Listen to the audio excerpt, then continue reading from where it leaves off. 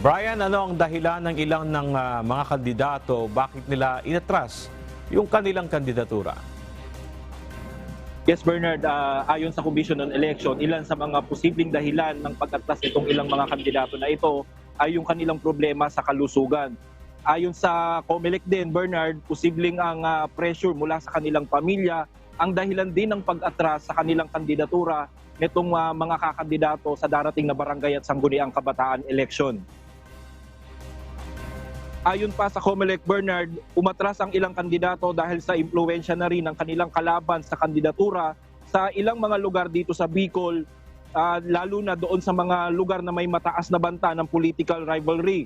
Ilan lamang ito, Bernard, sa posibleng mga dahilan kaya umabot na sa mahigit na 653 na kandidato sa barangay at sangguniang kabataan election ang nag-withdraw na ng kanilang kandidatura. Ayon sa COMELEC Region 5, pinakamarami sa mga nag-withdraw na kandidato ay mula sa probinsya ng Camarines Sur kung saan umabot ito sa 154. Pinakamarami dito ay kandidato mula sa Sangguniang Kabataan.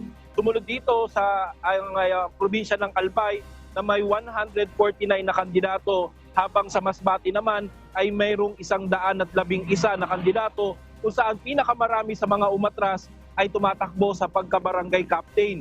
Ayon pa sa COMELEC, ilan pa sa mga probinsya na may mga naitalang nag-withdraw ng kanilang kandidatura ay sa probinsya ng Masbate, probinsya ng Sorsogon, Catanduanes at Camarines Norte.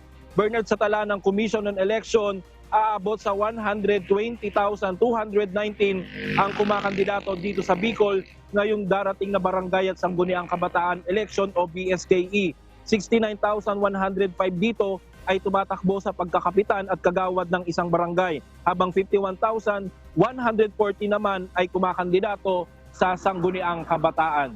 At yan muna ang balita mula dito sa Bicol. Balik sa inyo, Bernard. Maraming salamat, Brian Baldarahe, live mula sa Daet, Camarines Norte.